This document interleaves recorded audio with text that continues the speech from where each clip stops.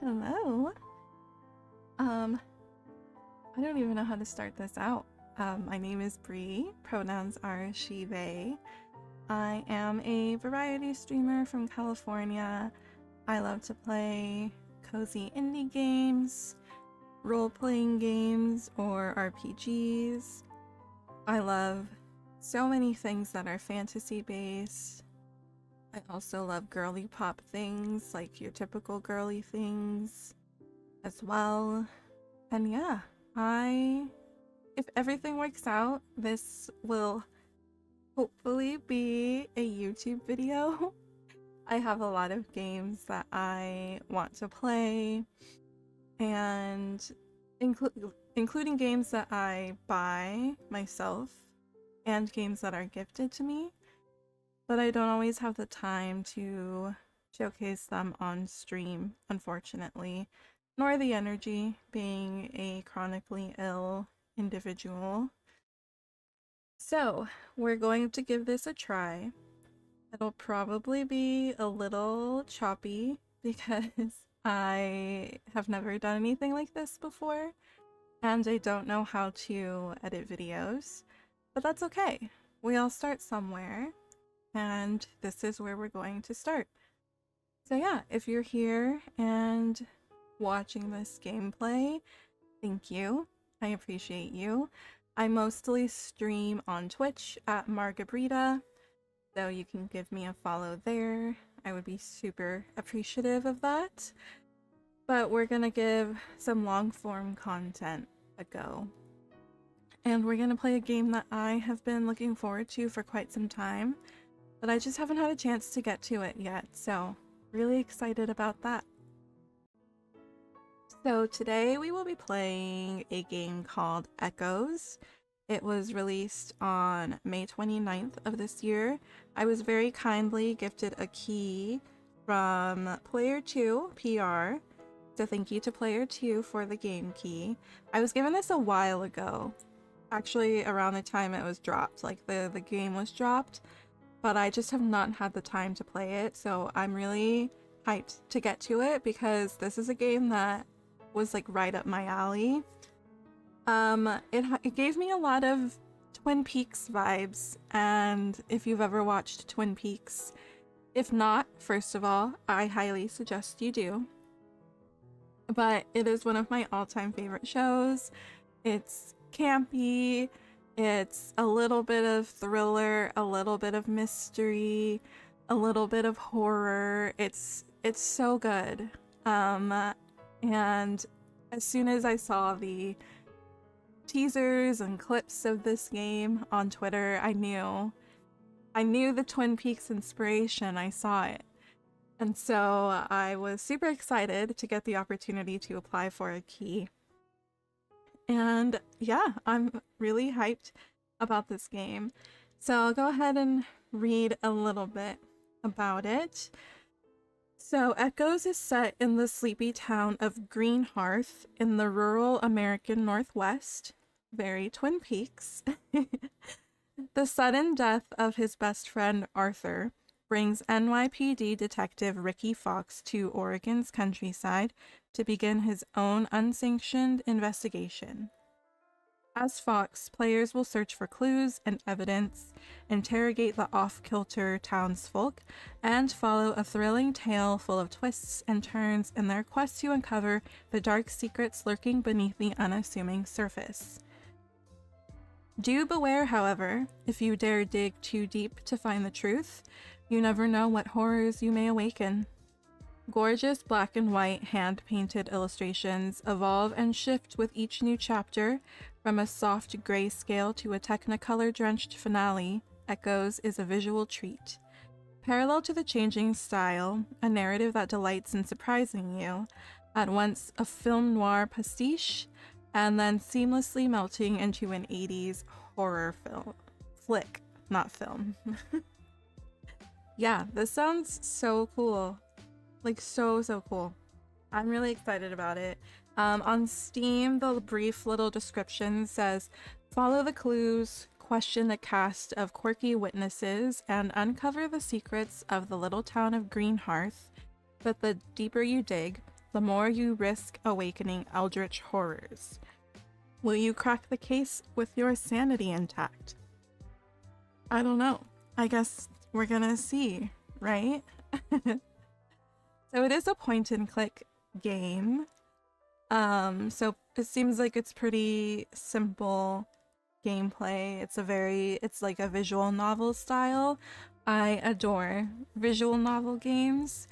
So I've said this multiple times, but I'm really excited about this game. Are the settings any different? No. Okay. Oh, wait. I don't want to quit. My bad. I cannot allow the truth to die with me. I have to remember. This house looks like it's been through some things. I am Inspector Ricky Fox. Arthur Petrovsky, his death. It was no suicide. And that's just one small detail of this case. The others, I can feel them closing in. I don't have much time before they... The blood. My memory is clouded, but I have to remember. It all began 6 months ago. I was happy. I'd just been promoted to the rank of detective in a quiet neighborhood. I was married to a wonderful woman, Jody. Okay, Bob.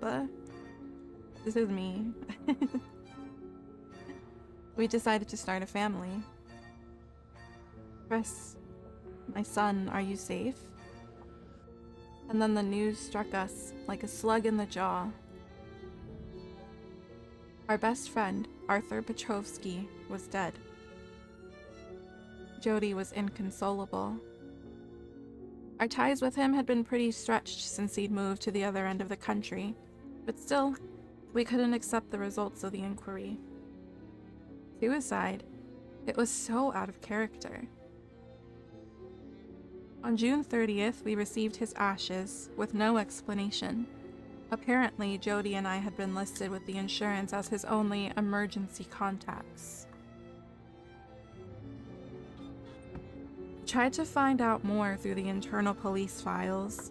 I ignored protocol and even asked my colleagues for a few favors. Nothing checked out. The investigation had been led by a team from the Bureau, and they locked everything down. Something about the case smelled wrong. What would the feds have to do with the death of a small-town doctor in the middle of nowhere? In a last-ditch effort, I picked up the phone and called Arthur's local police station. I got the sheriff, Gianna Walter. She wasn't thrilled with the idea, but she finally agreed to let me take a look at the file. Even though it was in no way official, I fully intended to seize the opportunity to do my own investigating. I took some leave and jumped into my car. If only I'd known what was there, waiting for me. Echoes, Episode 1.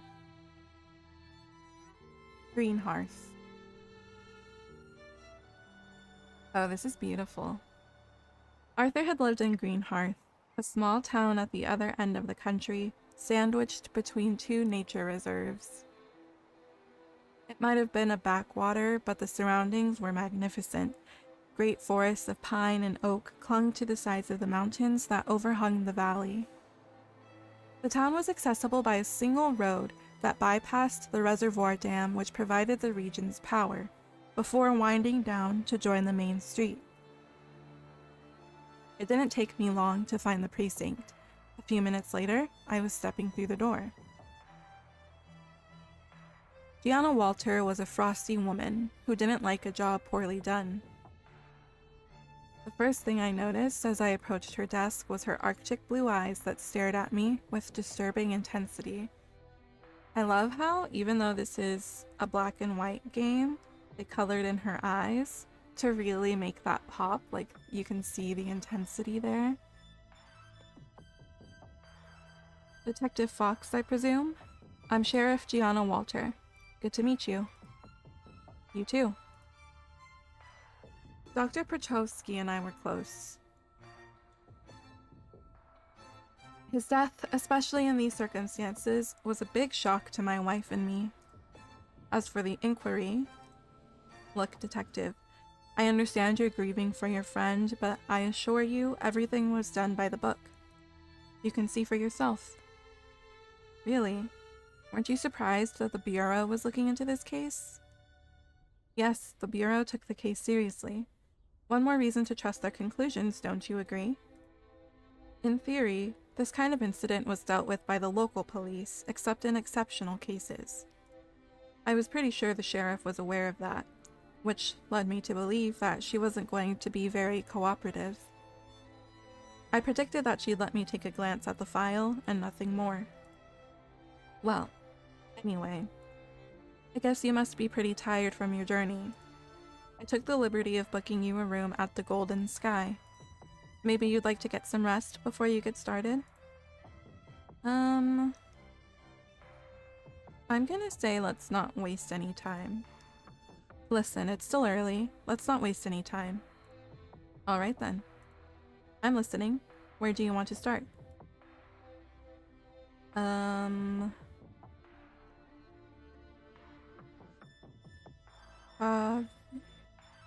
Actually, we'll see the case file first.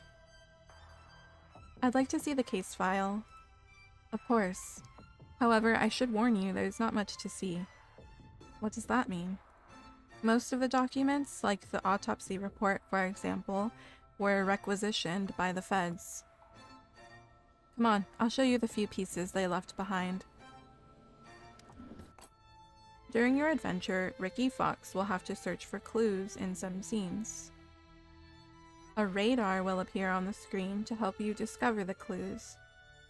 You can leave certain scenes at any point by using the quit button that will appear on the left or by pressing enter. Oh, I see. Oh, there's like a little radar sound too. I'm gonna turn the volume up just a bit.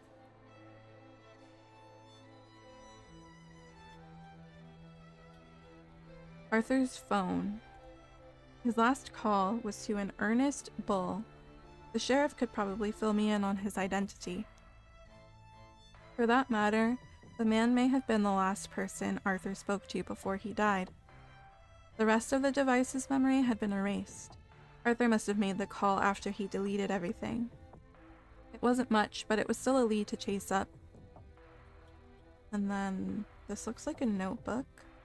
Yep, Arthur's notebook. It might contain medical secrets, but Arthur had been careful and conscientious. No names appeared, only initials. Apparently, Arthur's patients mainly suffered from psychiatric problems. The most recent entry concerned an OM. It was dated the day of his death. Just underneath, in a half page of nervous scrawl, Arthur had added, "The chimes ring out without a sound. They cast a strange tale in my head. I will become consumed by the echoes of their song." I didn't know what to think of all that. Everything seemed to suggest that Arthur had lost his marbles at the end of his life, which made the suicide theory credible. It all seemed pretty fishy to me. The Arthur I knew had had no history of mental illness. Arthur. What kind of scrape did you get yourself into? Between the medical jargon and that troubling message, at least I had the start of a lead. This OM. I just had to find out their identity and question them. That's all there was in the box. Have you got any leads? You know the case. I'm guessing you might have a lead or two? A lead? The file's been classified, so... No, I don't have any leads for you, detective. No persons of interest? You must have heard from some of the witnesses during the inquiry, before the Bureau guys took over, didn't you? She sighed. You could try talking to Raymond. He's one of the people I questioned after the death. I'm gonna drink some water.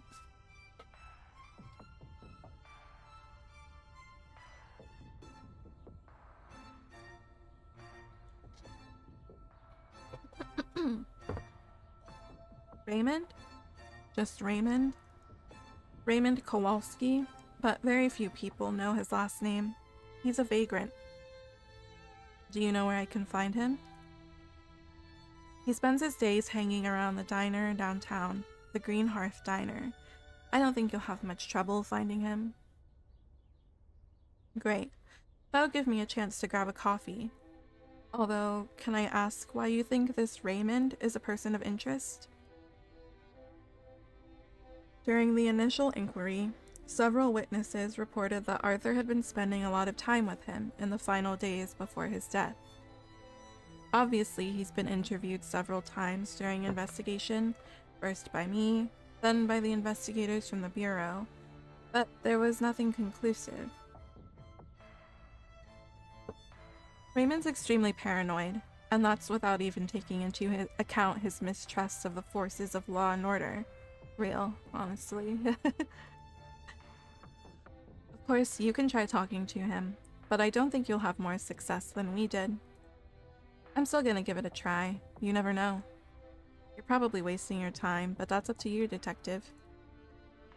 Can you tell me anything about Ernest Bull?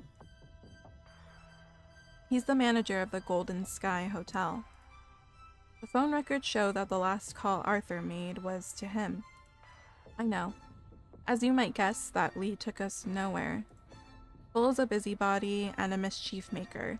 I'm not surprised he was meddling in Petrovsky's business, seeing as how he meddles in everyone's business. I'm going to ask him about it. You know where to find him. What was your relationship with Dr. Petrovsky? He was the town doctor. He had a lot of patients with serious psychological problems, some of them potentially dangerous. Like this Raymond you told me about? Exactly like Raymond. I see. So sometimes he'd ask me to step in. Arthur, was he liked? You'll see that when you talk to the townfolk. His death has been a tragedy for our little community, especially for his patients. And you, did you like him too? The sheriff hesitated for a moment. Did that mean anything? We had an excellent professional relationship. I see. Can you tell me more about the circumstances surrounding the death? He was found in his bathtub, bled dry. That doesn't sound like the Arthur I knew. Considering the circumstances, the case should have been dealt with by the local police.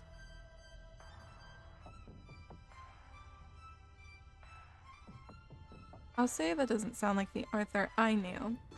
What do you know about the autopsy report? The feds took care of everything. I didn't see the report, but they confirmed that there was no possible doubt. And what about the cremation?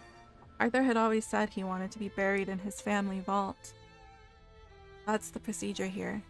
I'm sorry I can't tell you more. Arthur knew the risk when he accepted the job in Greenhearth.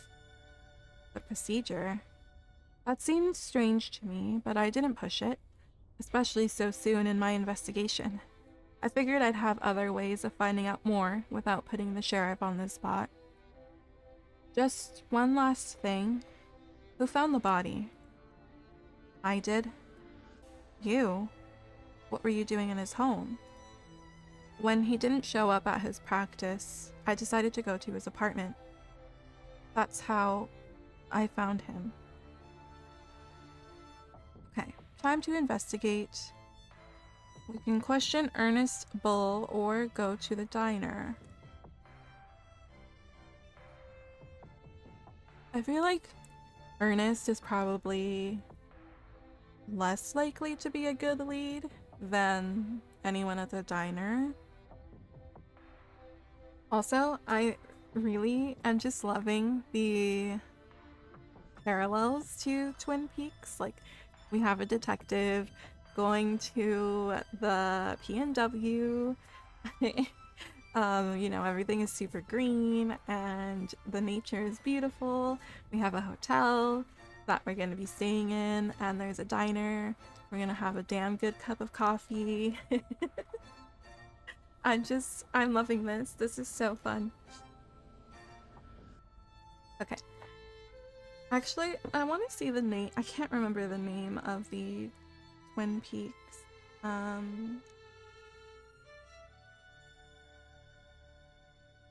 Hotel.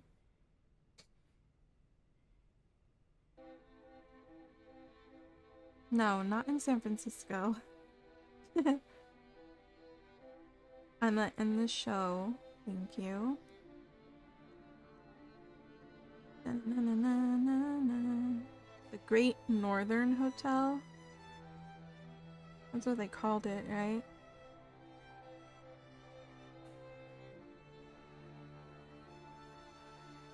Double R Diner. Okay. Located on the lakeside, the Golden Sky was a plush, lodge-style building. Jody, I would have loved to take you to a place like that. The summer season had begun, but the hotel was still almost empty. Strange. I'd hardly gotten through the door when I was warmly welcomed by a plump man tearfully trotting down the stairs. Ernest Bull. The hotel manager. I recall his smile.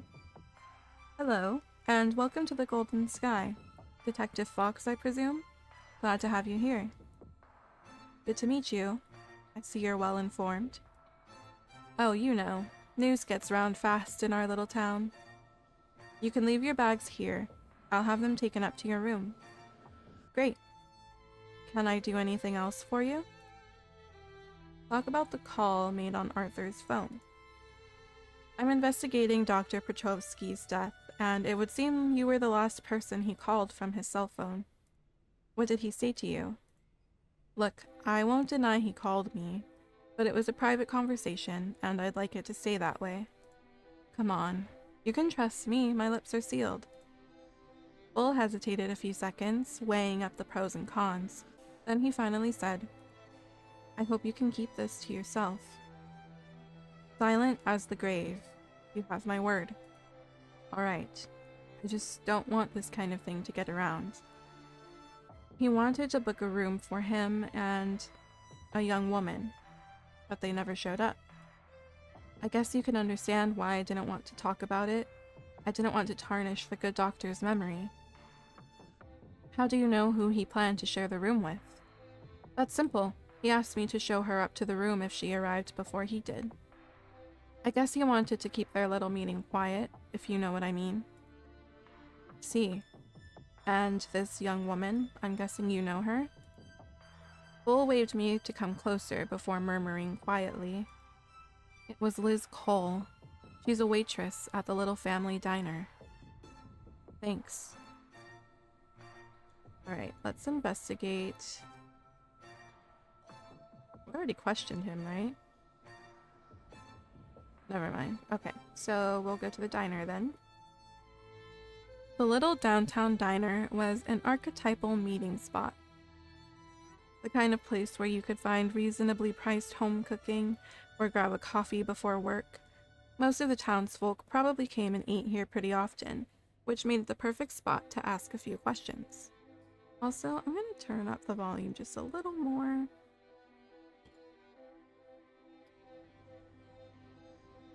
Okay, there we go. As soon as I was through the door, I felt the eyes of the regulars measuring me up. I decided to ignore them and took a seat by the window. I'd hardly sat down when a pretty but dejected young woman came over to pour me some coffee. The badge on her chest displayed her name, Liz. Good morning, sir. Welcome to the Greenhearth Diner. Can I get you something? The house special is a blueberry pie. Another Twin Peaks reference, except it's blueberry pie instead of cherry pie. I'm loving the little nuggets of Twin Peaks parallels. I will say I'm looking for a guy named Raymond. I'm looking for a homeless guy answering to the name of Raymond.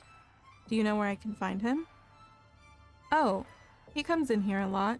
I give him coffee, even if the boss told me not to. She gives a small nod toward an old man on the other side of the room. You got lucky, he just arrived. Thanks, Liz. I'll go talk to him.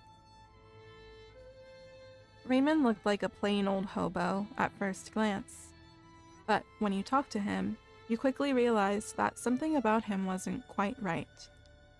He reminded me of certain people I'd questioned during my career. The kind of person who'd had it all at one point in their life, before circumstances converged to cast them into the gutter.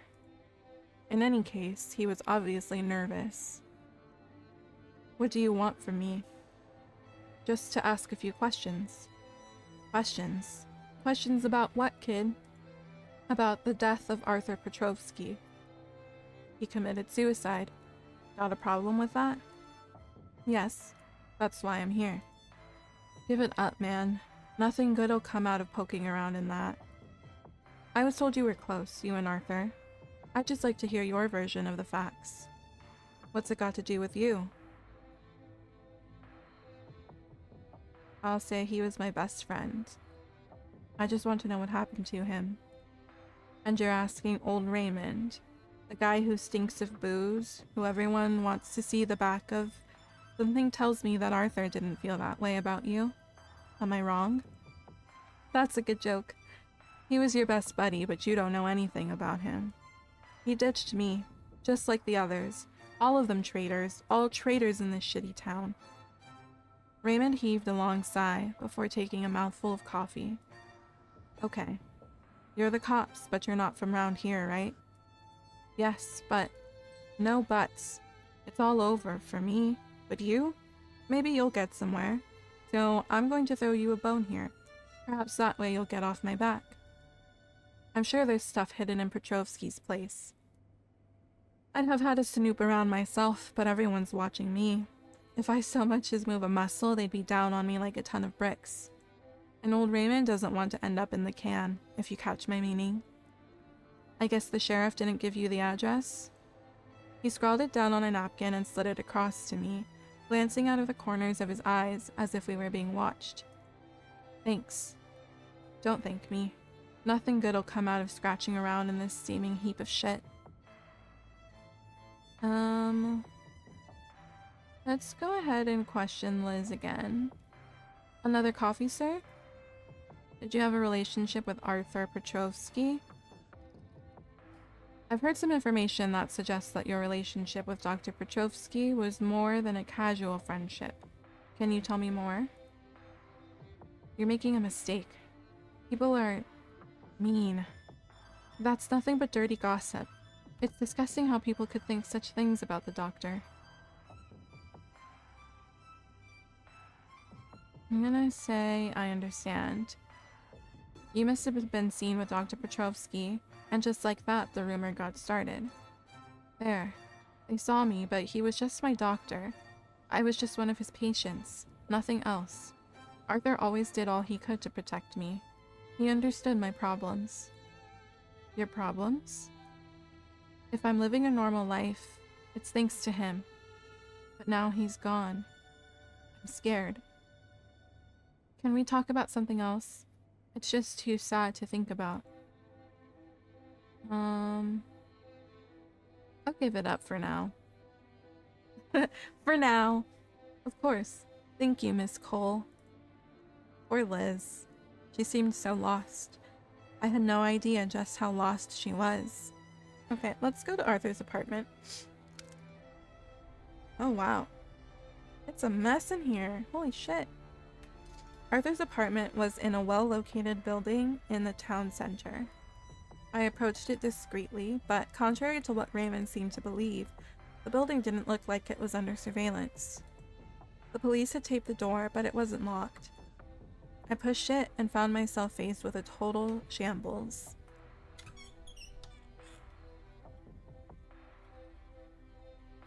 Okay, we've got the radar thing. The cat! Arthur's old cat. It kept its distance. It kept its distance and watched me. The sound of the little bell at its neck reminded me of the last time I'd seen it. It hadn't really taken to me but with Jody, it had been putty in her hands. I made a mental note that I'd have to take it home with me when this investigation was over. I was sure Jody would enjoy the company. But every time I tried to get close, the cat hightailed it.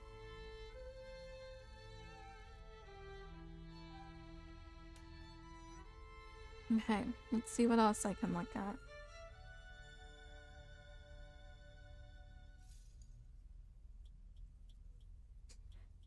Oh, there was something here. Where is it? Oh, there we go. A business card left by the manager of the Golden Sky. I'd been sure Bull was hiding something. A date and time for a meeting had been jotted down on the back of the card. He had some explaining to do. What had he and Arthur been up to? There were other clues to find for sure, but I decided to leave that task for later. Especially since the business card might well help me loosen Ernest Bull's tongue. Okay, let's go back to Ernest. Talk about the business card found in Arthur's apartment. I found this business card in Arthur's apartment. There's a date. There's the date for a meeting written on the back. Can you explain that to me? Bull's face, cheerful and friendly up till now, suddenly hardened. The reappearance of this clue seemed to heartily annoy him. Hey, come on. Are you kidding me? I've already had to explain myself to the feds. Do I have to go over this again with you? You're in no danger talking to me. I just want to understand what happened to my friend. You're in no danger talking to me. Look, I promise you I had nothing to do with Petrovsky's death. It's him who came to me with this stuff about the bells. Bells? What's that supposed to mean? Petrovsky had become completely erratic. All I know is that he gave one to Raymond just before he died. It's him you should be talking to. And you say this information brought you trouble? What kind of trouble? I tried to tell the team from the bureau, but all I got was a warning. They made it clear to me that I had better keep my mouth shut. I got the message loud and clear, and I don't want to talk about this business anymore. Alright, I'm going to talk to Raymond, but I hope you'll be more cooperative in the future. I've got nothing more to say, Detective. Bull. I figured he told me something important without realizing it. This stuff about the bells. Maybe that's what I was missing to get Raymond talking?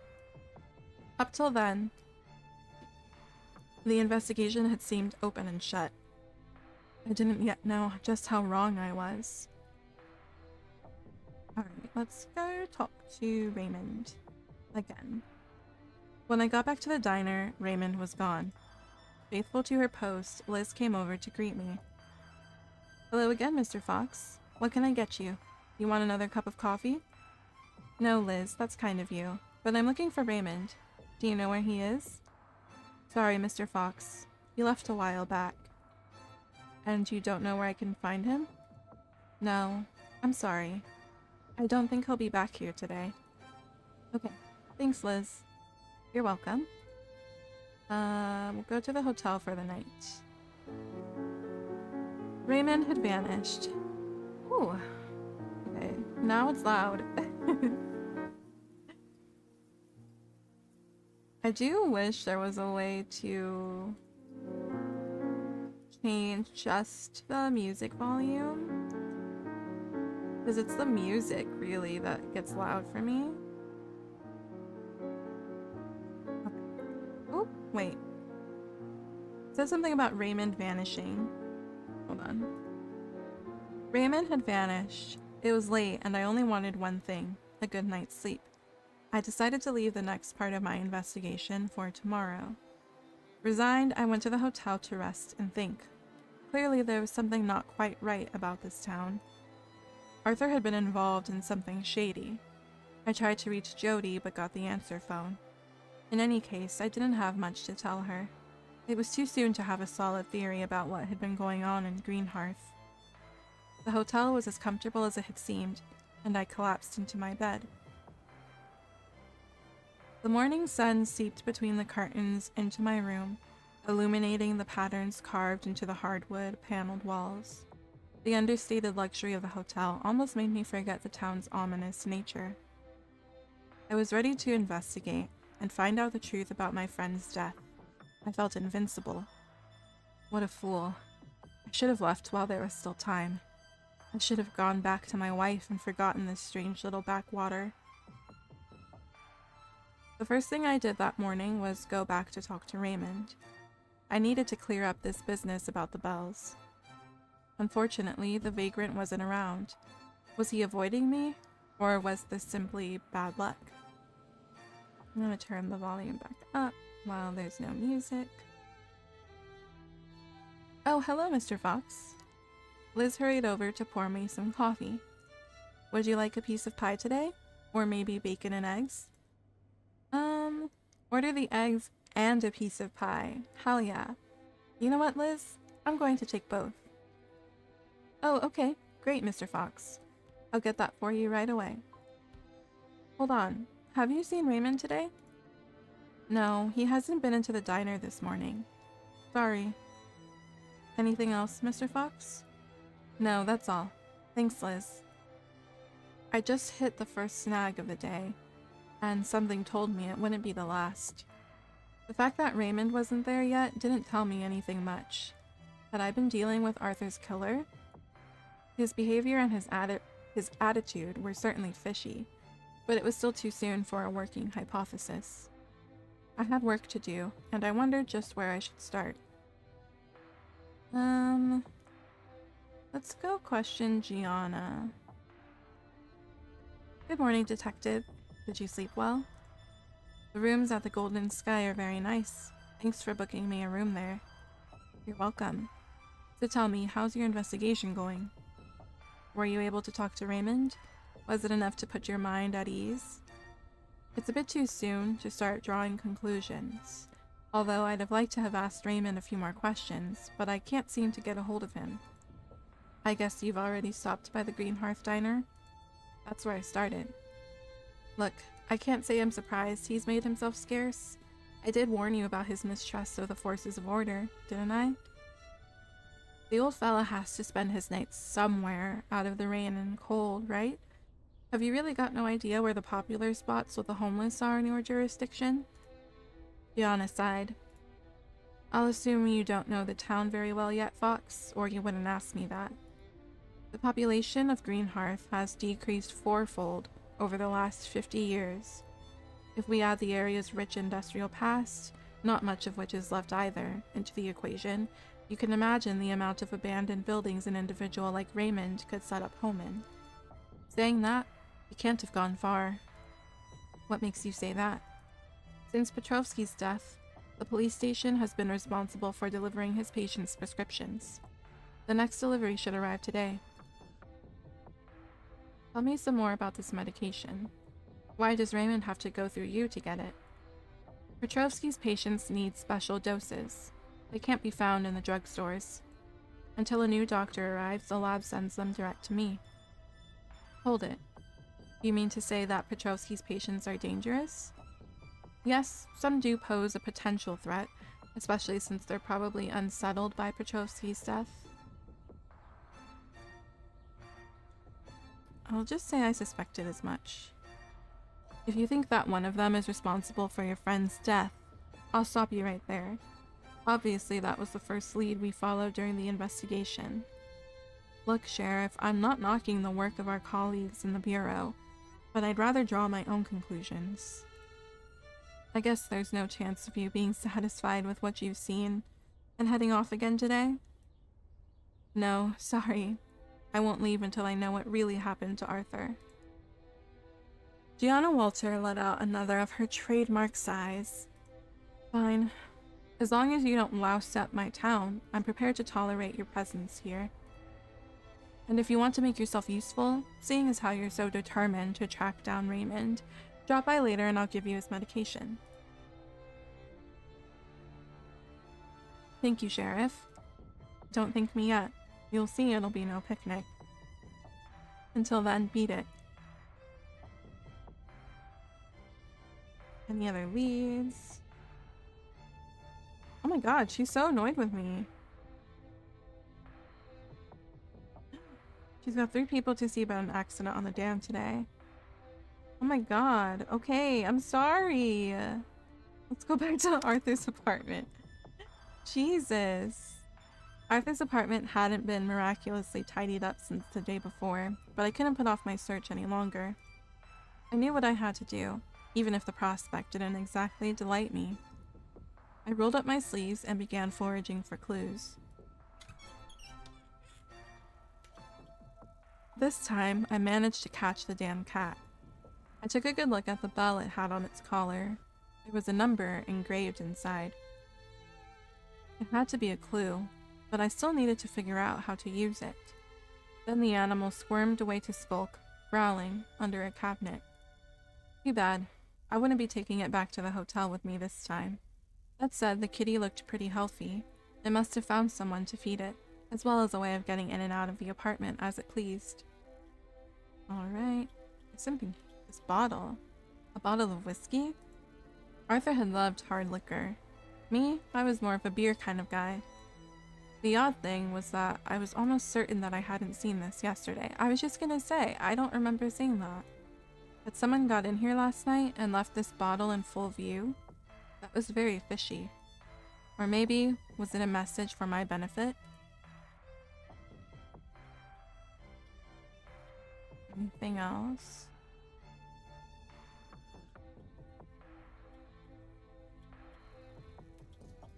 A sketch of Arthur. This wasn't the work of a beginner. Maybe it was a gift from one of his patients? It was signed with the initials OM, like the final entry in Arthur's notebook that the sheriff had let me take a look at the day before. So this OM was an artist. Probably an artist who was well known in town, judging by the quality of his work. Maybe he was a regular at the Greenhearth diner? Miss Cole should be able to tell me. I was about to put down the sketch when a detail caught my eye. In Arthur's hands, quite inconspicuous, the artist had drawn a bell. When I got my hands on this mystery man, I would definitely have to ask him about that. Okay, let's see what else we can find.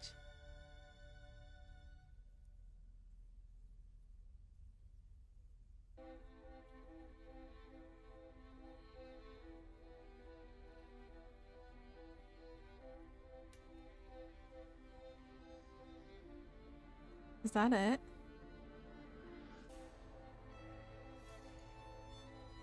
Oh no, okay. A bill for auto repairs. Apparently, somebody had tampered with the brakes on Arthur's car. I'd have to pay a visit to the mechanic who'd fixed it. One Pedro Ferra. I stopped my search after I figured I'd had a good look through this mess. I had a few questions for my persons of interest, as well as the mechanic, Pedro Ferra. And something told me that the identity of OM wasn't going to remain a mystery for long. Let's go talk to Liz. Ask if she knows OM. There's a lot of people coming through here. Would one of your customers be a painter by any chance? Mr. Morrison, maybe? He's an artist. He often comes in here with his sketchbook. Really? Do you know his first name? Yes, of course. He's called Oscar. He's a strange man, but he's nice. Could you help me meet him? Oh, he often comes by the diner. You'll recognize him easily. He always wears a bowler hat. Thanks, Liz.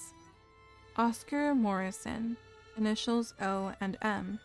It fit the clues perfectly. All I had to do was keep a lookout for a man in a bowler hat. Investigate. We'll go talk to Pedro. This Pedro Ferra clearly wasn't too smart. He was odd too, like the others. I was beginning to wonder if there was anyone normal in this town. Hola, señor. Soy Pedro. You have a car for repair? I hoped he understood enough of the language to communicate. Hello, Mr. Ferra. I'm Detective Ricky Fox. I've got a few questions for you. Sí, señor. No hay problema. No hay problema. I cannot. My tongue is like not letting me roll my R's. No hay problema for the questions. Nothing to hide. Honest business here. I'm sure it is, but I'm not here about that.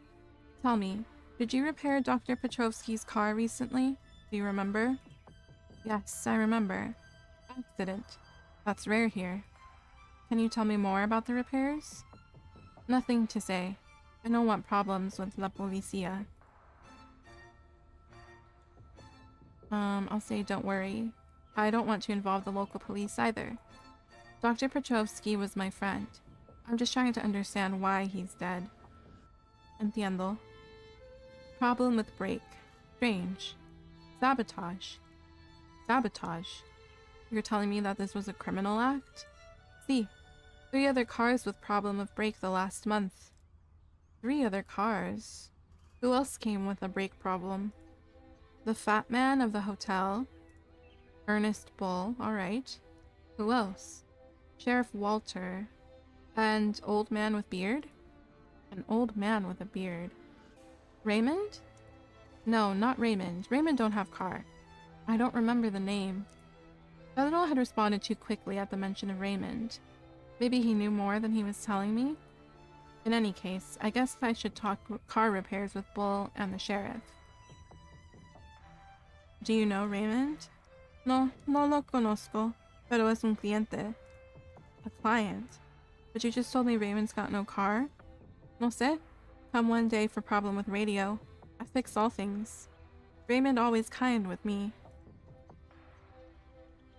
Still, he seems to be avoiding me. If you've done nothing wrong, you don't avoid the police, don't you agree? It's easy to blame everything on Raymond. Raymond's a good guy. Maybe the only good guy in this whole damn town. He's been through a lot and he's got a temper. Is that a crime? You've got it all wrong, Detective Fox. Raymond's not dangerous. He's in danger, that's why he's hiding.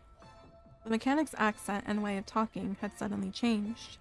Was this a cover he just broken? What makes you say that? Why would Raymond be in danger?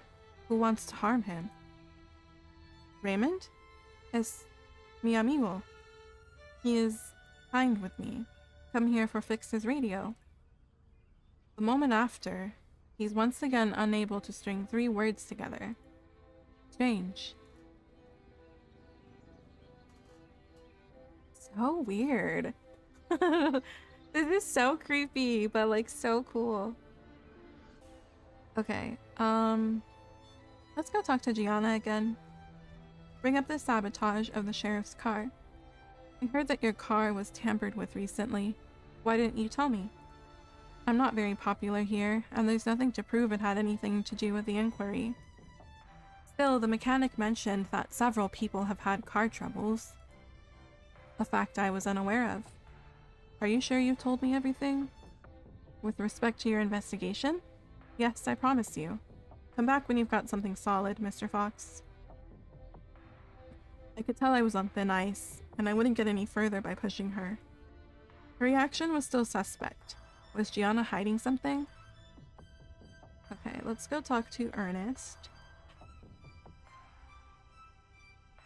Good morning, Detective. How are you this morning? Was the room to your liking? Or is there anything I can do for your comfort? Talk about the bottle of whiskey at Arthur's place. I found a bottle of whiskey in Arthur's apartment. It looks like someone dropped it off during the night. Do you have any idea who that might have been? You're saying someone broke into his place to leave some kind of offering?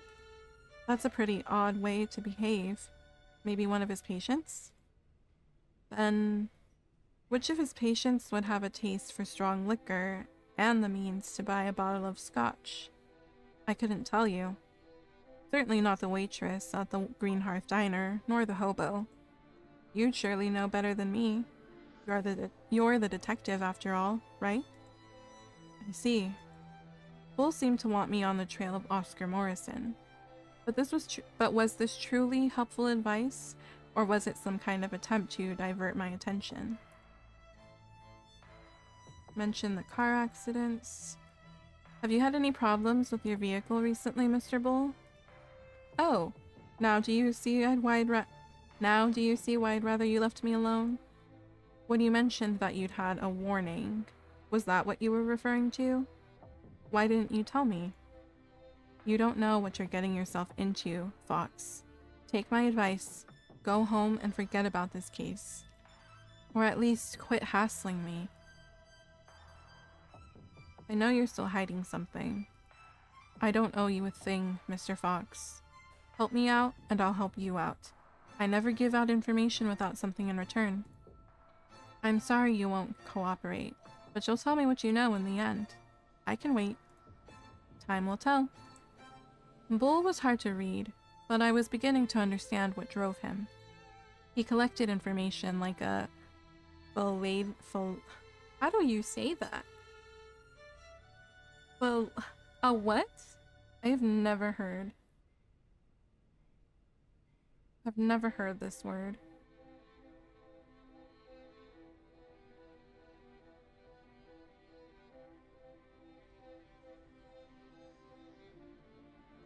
Philatelist? Philatelist. Okay. So it's a philatelist. He collected information like a philatelist collected stamps. I just needed to find something to trade. Alright, then let's go talk to Oscar Morrison. Oscar Morrison was a man from another era. His manners and his accent made me uncomfortable.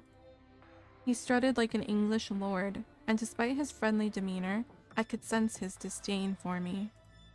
I know now that it was just a cover. But when I met him for the first time, he was just a dandified old guy who gave himself airs. Ah, greetings, Mr. Fox. Oscar Morrison. Delighted to finally make your acquaintance. Good to meet you too. Especially since I've had some trouble finding you, Mr. Morrison. To be perfectly honest, I was expecting you to come and speak to me much sooner. In fact, I was on the verge of coming to introduce myself. But it was far too much fun watching you trotting around like a headless chicken, from one end of town to the other. I suppose you have some questions to ask me, do you? Go ahead. You were a patient of Dr. Petrovsky, is that right? A rhetorical question, Detective. We both know that you know the answer. And since you also know that I was Dr. Petrovsky's last patient, let us turn to the facts, if you would. Alright. Don't put words into my mouth, that's what I'm gonna say. Don't put words into my mouth. I'm not accusing you of anything. I just want to understand what happened to my friend. A quest for the truth. How laudable. But a quest I have no obligation to aid you in. Do allow me to remind you, Mr. Fox, that your investigation is in no way official. I see. In that case, maybe you could tell me a little more about your relationship with Arthur? I have nothing to tell you that is not covered by doctor-patient privilege, Mr. Fox. Petrovsky was a fine doctor, and I mourn his passing. Now, if it is all the same to you, I must attend to my engagements. I have a very busy day. As for you, I don't know. Surely you must have other honest citizens to importune. It was going to be no walk in the park questioning Oscar Morrison. He was mixed up in this case, I was sure, but getting him to talk was going to take all my guile. I'm gonna say, I found a portrait of Arthur, drawn by you. Yes, I am an artist, sir. I knew Petrovsky. Honestly, must I do your investigation for you? You must have been close for him to let you sketch him. I was his patient. He was my doctor. I draw whenever I have a moment. I imagine I did his portrait during one of our sessions. I do hope you'll excuse me if I don't recall every napkin I've doodled on, Mr. Fox. Still, there was something that caught my attention. Was it the quality of my line work? That's very kind, Mr. Fox, but I am accustomed to compliments. I don't like this guy. Like, he just irks me. You won't get into my good books using flattery. No, I was thinking of the bell you drew in his hands. A bell? Really? I don't recall that detail. Oscar had stopped grandstanding. I needed to watch him like a hawk now. Where's that bell? The bell? That was a rhetorical question, Mr. Morrison. We both know that I know about the bells. I don't know now. Arthur gave me a bell. Yes. The feds, perhaps? Leave me alone, please. I don't feel well. He was ready to crack. It wouldn't take much to make him spill the beans. What now, Mr. Fox? Did you ever drink whiskey with Arthur? Yes, perhaps. Dr. Petrovsky enjoyed scotch, as do I. Is that a crime, Mr. Fox? No, it's not a crime. However, I did find a bottle of whiskey in Arthur's apartment. A bottle that wasn't there yesterday. What's that? How does that concern me?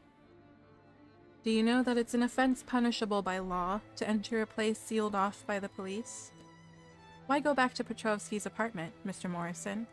Did you have something on your conscience? No, You have no evidence for what you are suggesting. This time I had him.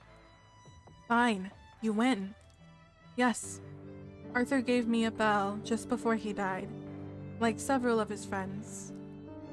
5 bells, 10 numbers. Who else got a bell? His cat has one on its collar. I don't know where the others are, I swear. Petrovsky. He was hiding something dangerous. The bells are the key. That's all I know. And your bell? Where is it? I gave it back to Arthur. Go back to his place. You'll find it. Thank you, Mr. Morrison. Don't thank me, Fox. You have no idea what you're getting yourself into. I hope you'll remember that I tried to protect you when you're done stirring up this hornet's nest. I was sure I hadn't seen any bell in Arthur's apartment, but there was no harm in going back to check.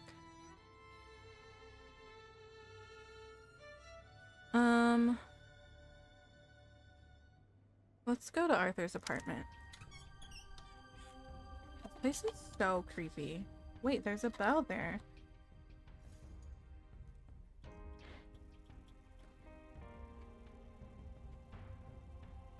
That was not there before, I promise. A bell in the shape of an elephant.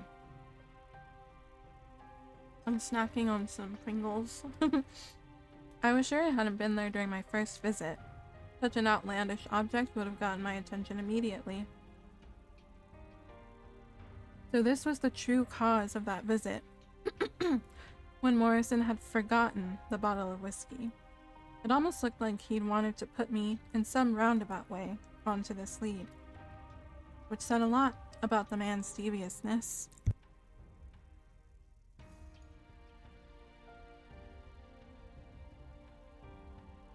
Why had Morrison wanted to get rid of it?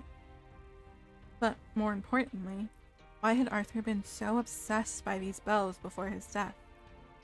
There was nothing special about it. It was the kind of thing you could pick up for a couple of dollars in any souvenir store. Someone had engraved some numbers inside it, like the bell on the cat's collar. Something told me this was going to be an important clue. I didn't realize yet just how important. In any case, it was information I'd maybe be able to use in exchange with Ernest Bull. Okay, let's go talk to Ernest. Look, Mr. Bull. Cards on the table. I think you know that Arthur gave out bells to his patients just before he died. Ah, Mr. Fox, you interest me. I'm all ears. Arthur's cat had one on its collar. There are numbers engraved inside. You're telling me nothing new, Detective? You'll have to do better than that. Alright. Did you know that Oscar Morrison had one too? Ernest Bull's eyes seemed to sparkle suddenly. He'd finally taken the bait. I knew it. Do you know who else has one in their possession? His tramp friend has probably got one. My god, why are you calling her a tramp? You weirdo? That seemed logical. but I needed more. I figured I'd try a bluff. Come on, Mr. Bull, that's public knowledge. Considering Arthur's relationship with Raymond, I didn't need you to help me reach that conclusion. Liz Cole. Liz Cole's got one. I see. One last thing. Do you know what the engraved numbers are for? Quid pro quo, Mr. Fox. One piece of information for another. But since I'm feeling generous, let me give you a clue. What do you think a series of random numbers could be used for? A secret code. Bingo. So Arthur had hidden the secret around his death amongst his patients. I just had to get hold of the other bells and find out what this code was guarding. Child's play. Liz and Raymond had a bell. One of them had vanished. I knew which of the patients I was going to question next.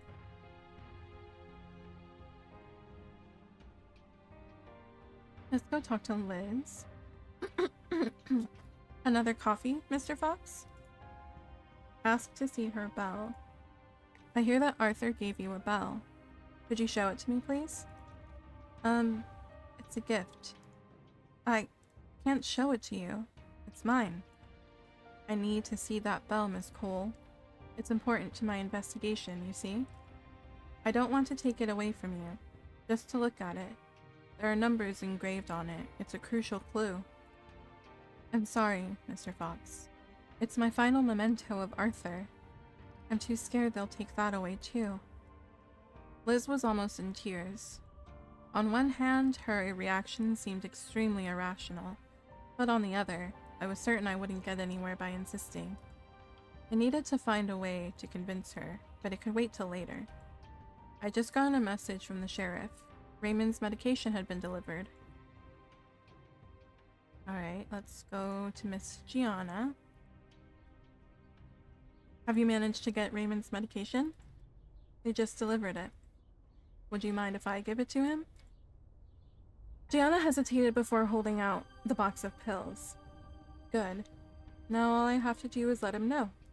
Child's play. I warned you. But still, Raymond's got ears everywhere. I'm sure someone in town will be delighted to tell him that you've got them. That's a good idea. I know. This isn't the first time I've had to run around after him to give him his meds. Let's go talk to Pedro. Hola, senor. Do you need some help? Pedro, I need to ask you a favor. Can you tell me where Raymond's hiding? I've got his medication. No. Danger. Raymond needs his medication. I just want to help your friend. He needs his medication. If he doesn't take it, then he will really be in danger. Pedro was torn between his loyalty and the urgency of the situation. I could see in his face that my fears were well-founded.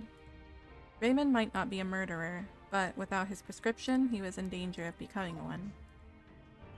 Okay.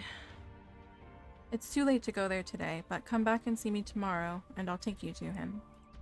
Once again, Pedro's attitude had completely changed in the space of a few seconds. And a moment later, he was himself again. Still, he didn't seem to be shamming. Had he been one of Arthur's patients, too? Thanks. I owe you one.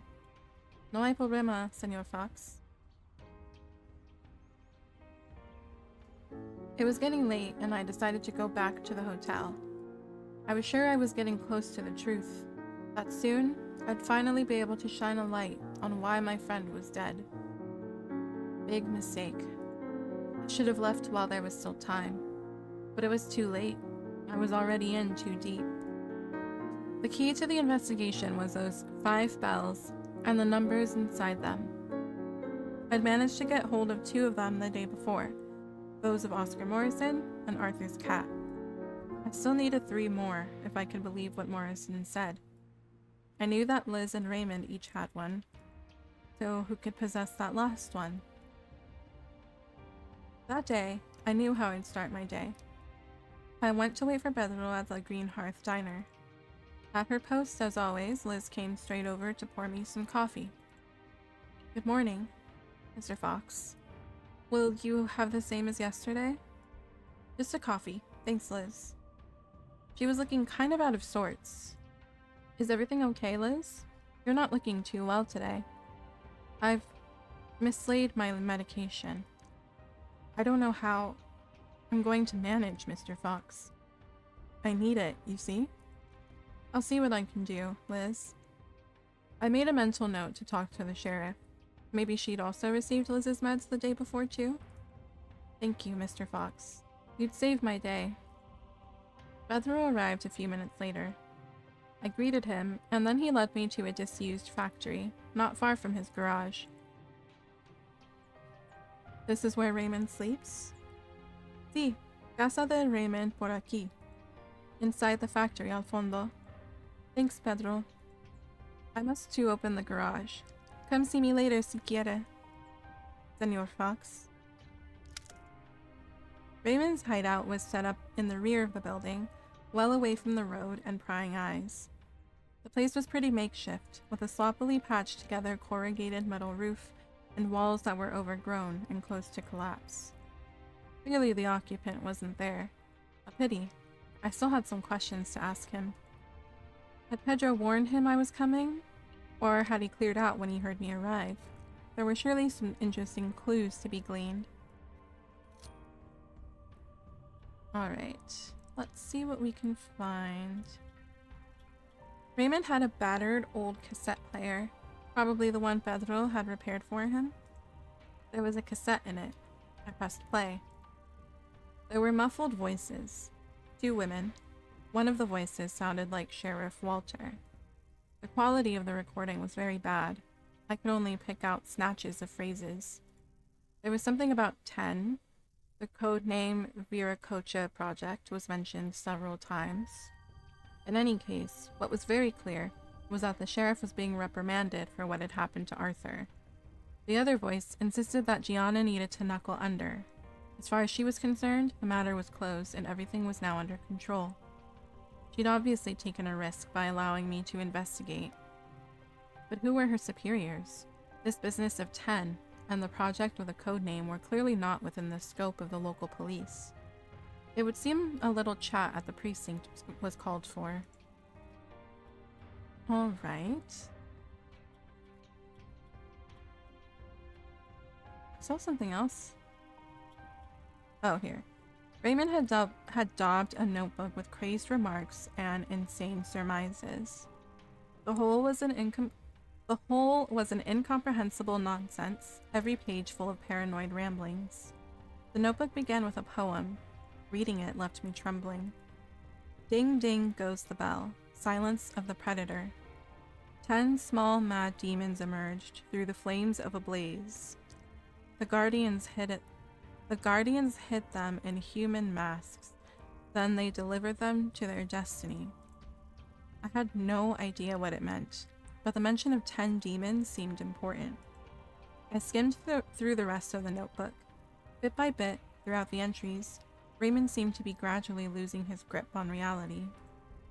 He suspected everyone and everything. He even claimed to be the target of a conspiracy which brought together all Greenhearth's major players.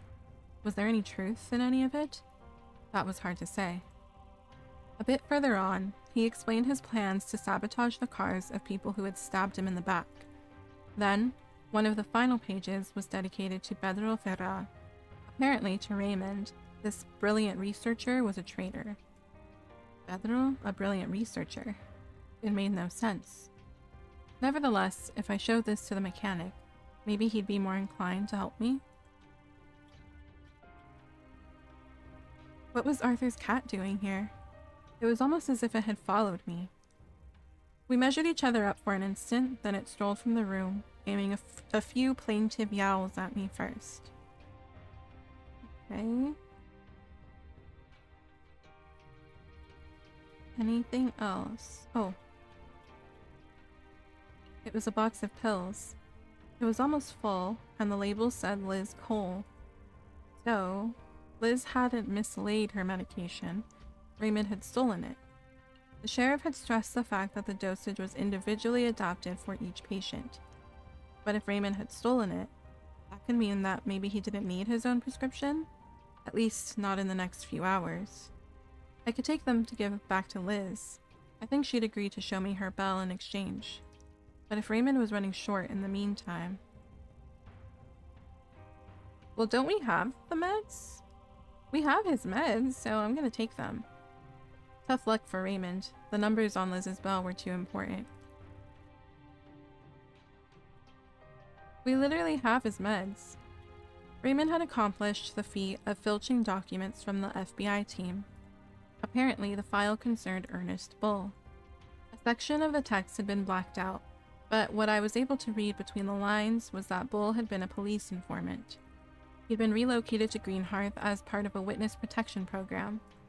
It was also suggested that his activity was suspect and that he'd been put under surveillance. It was even possible that the management of the hotel would be taken from him. That certainly deserved a little conversation with the interested party, especially since I was sure he was still hiding things from me. I figured I'd seen all the relevant clues, so I decided not to hang around any longer. Let's go talk to Liz. Give her the medication. Really? Oh, thank you, Mr. Fox. You're my savior. Give the medication. Here, Liz. You swallowed 2 pills and seemed to relax immediately. I suppose you still want to see my bell. Please, Liz. It's crucial to my investigation. I just want to take a look, and I'll give it straight back to you. All right, Mr. Fox. I trust you. Liz pulled a small bell from the pocket of her pants and held it out to me. Like the others, 2 numbers were engraved inside. I noted them, then gave her the bell, which she put nervously back in her pocket. Thank you, Liz. Okay, we'll go talk to Pedro again. Raymond thinks you betrayed him. Raymond wasn't at the factory when you took me there, but I found this notebook and his stuff. Look, he thinks you've betrayed him. Pero... Raymond es mi amigo? Doubt was written all over the mechanic's face. Now was the time to convince him to help me again.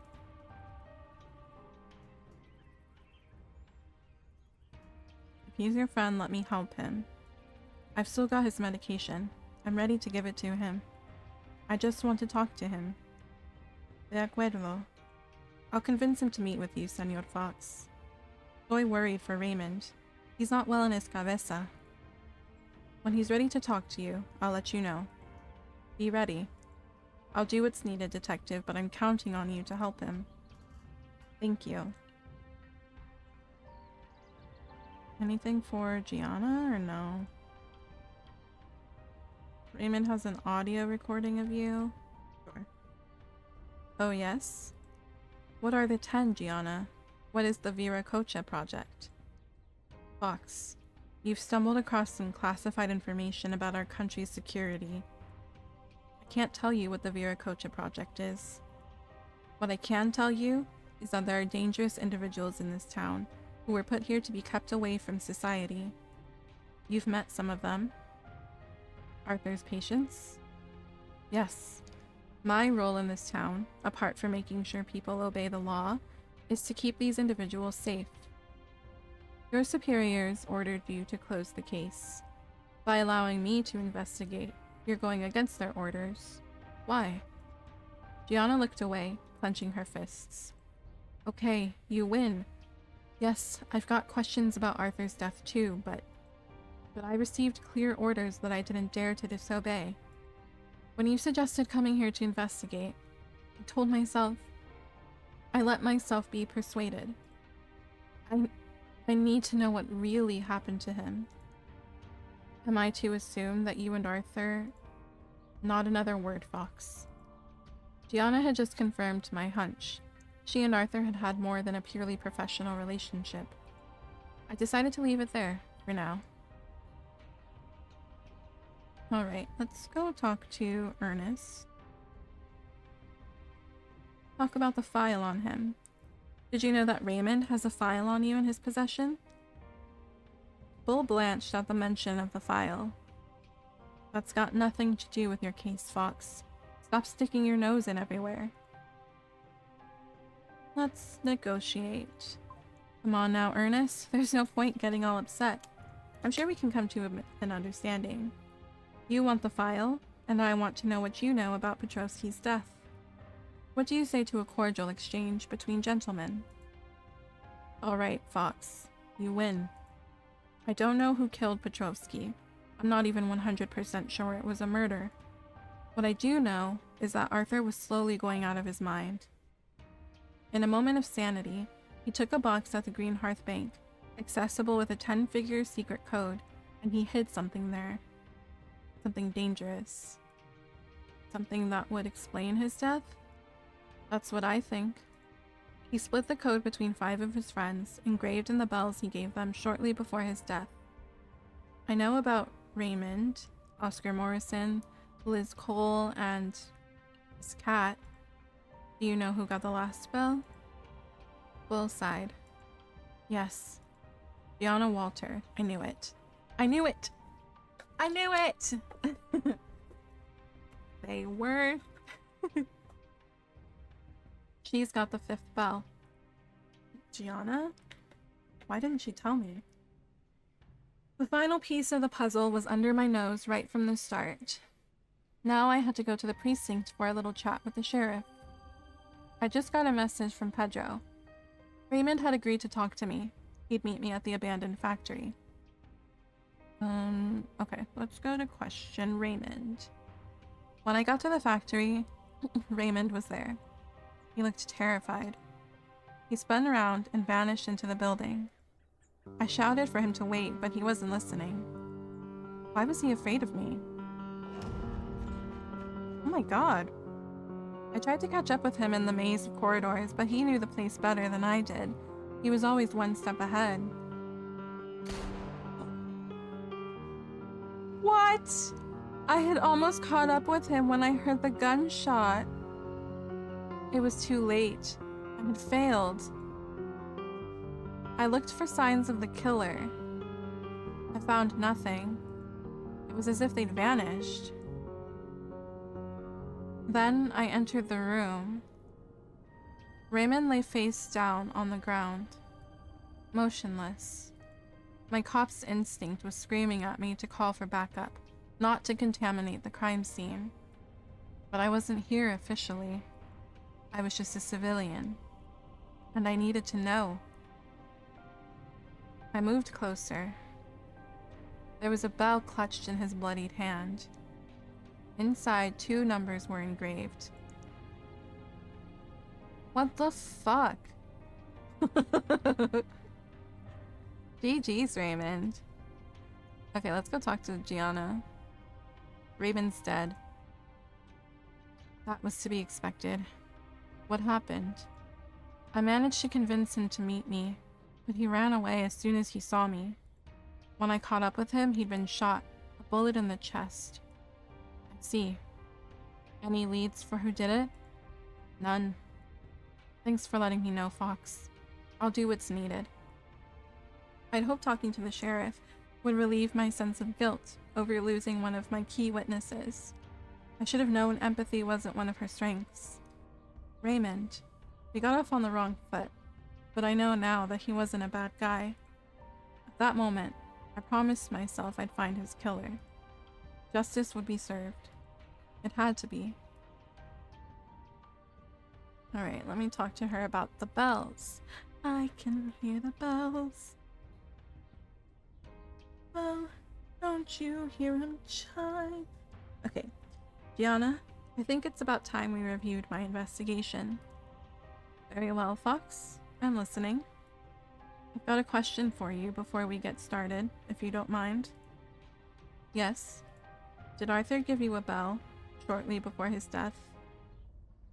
For the first time since I'd arrived, the sheriff seemed taken aback by my question. She pulled herself together fast, opened a drawer in her desk, and took out a small bell. Did you mean this, Fox? As a matter of fact, Arthur gave me this bell the day before he died. He seemed upset. I have to tell you, I put it in this drawer and I haven't given it a thought since. What does this bell have to do with the case? I motioned her to give it to me. She did. Look, There are numbers engraved inside. I don't understand. You're going to have to explain this to me, Fox. It appears that Petrovsky hid something in a safety deposit box at the Greenhearth bank. He engraved the access code for the box in several bells, which he gave to his friends. Good work, Fox. I think I've misjudged you, and that we got off on the wrong foot. Come back and see me when you've solved this mystery. I'll do all I can to help you. I'll do that. Okay. Should I go talk to Pedro? Oh, I can't say anything to him. Or to Liz. What about Oscar? Oh, he didn't come. Okay, so we go to the bank then. I went to the bank. I'd found the 5 bells and the 10 figures that would allow me to access Arthur's safety deposit box. The person at the counter didn't seem surprised to see me arrive. I identified myself and asked to go to the safety deposit boxes. They replied that my arrival had been expected and that Dr. Petrovsky had left instructions. They took me through a maze of corridors to a room where the walls were covered with small drawers. After a few tries, I managed to enter the combination. The first figure was the order of the numbers were entered, and the following ones were the access code for the box. I made a terrible mistake. I opened the box. It contained another bell. It was strange. I hadn't understood what it was. I took it in my hands and it didn't ring, but it was as if I heard thousands of voices, thousands of screams. Then the deafening flood faded, and suddenly, a vision seemed to appear before me. Arthur? Oh, this is creepy. Everything is getting darker. As I remember, the world around me slowly seems to take shape, to become more real. I know that the abysses of darkness that enshroud me will become impenetrable before my tale is told. But I'm not ready to put those events on paper. Not yet. All in good time. Terrible sounds seem to come from the next room. I hear banging on the door. More insistent by the moment. I don't have much time left. Where was I? Raymond had just been killed. I'd managed to get into Arthur's safety deposit box, which contained a strange object. The bell had made me hear the cacophony of thousands of voices. It had shown me the image of the man who had brought me to join him in this nightmare. In his nightmare, excuse me. Arthur Petrovsky. My dead friend. Quickly, the image faded, and I'd seen that instant of the past, etched forever in the twists and turns of the soundless bell. All I could clearly make out were Arthur's glasses, which lay there, where they had fallen on the cabin floor. The cabin? I didn't know how I knew, but I had silently received the knowledge of another place where Arthur had lived, a cabin in the woods near Greenhearth. Then I heard the voices. Arthur's first, then another. A strange, shifting voice, sometimes rasping and metallic, sometimes lilting, sometimes calm and determined. I tried to see this person's face, but everything was plunged in darkness. Fight! Don't let this monster take your life. Don't let it. You have been too curious, Doctor. You wanted to know what we were? Now you know. But you'll take that secret with you to your grave. No! Stop! Don't! Arthur uttered a ghastly cry of pain.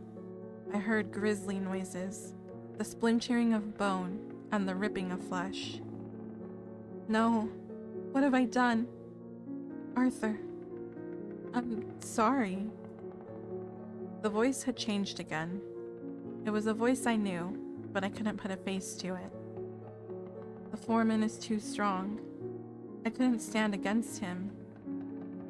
Go, leave me. There was sobbing, and a door slammed.